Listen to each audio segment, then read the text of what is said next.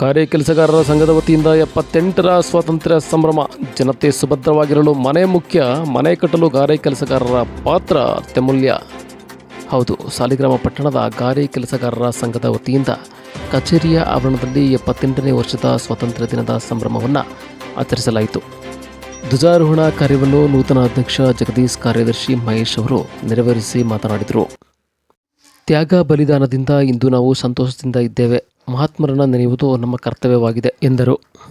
ಇದೇ ಸಂದರ್ಭದಲ್ಲಿ ಕಾರ್ಮಿಕ ಇಲಾಖೆಯಿಂದ ಬೆರಳೆಣಿಕೆಯಷ್ಟು ಗಾರೆ ಕೆಲಸಗಾರರಿಗೆ ಮಾತ್ರ ಸಾಮಗ್ರಿಗಳು, ಸವಲತ್ತುಗಳು ಸಿಗುತ್ತಿವೆ.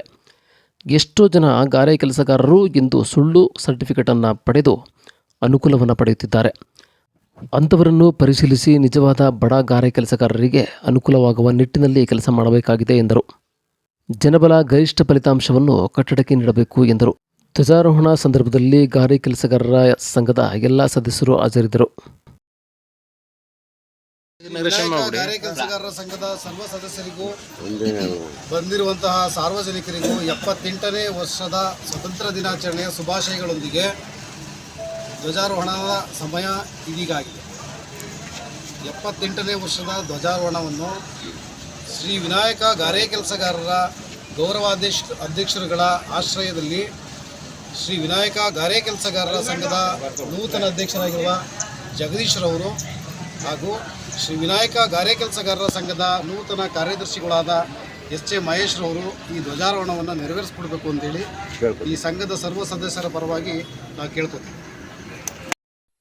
ಜನಗಣ ಮನ ಅಧಿನಾಯಕ ಜಯ ಹೇ ಭಾರತ ಭಾಗ್ಯ ವಿಧಾತ.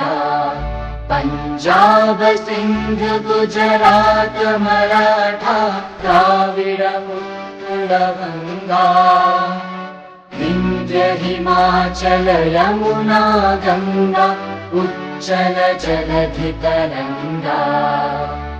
तव शुभ नामे जागे, तव शुभ आशीष मांगे. गाहे तव जय गाथा. जन गण मंगलदायक जय हे भारत भाग्य विधाता. जय हे जय हे जय हे जय जय जय जय हे.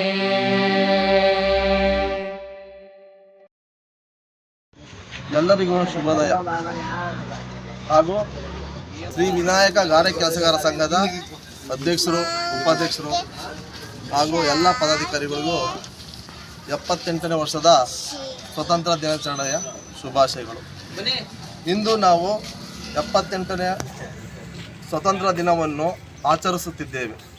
15 ಆಗಸ್ಟ್ 1947ರಂದು ನಾವು ಬ್ರಿಟಿಷ್ ಆಡಳಿತದಿಂದ ಸ್ವತಂತ್ರವನ್ನು ಪಡೆದುಕೊಂಡಿದ್ದೇವೆ.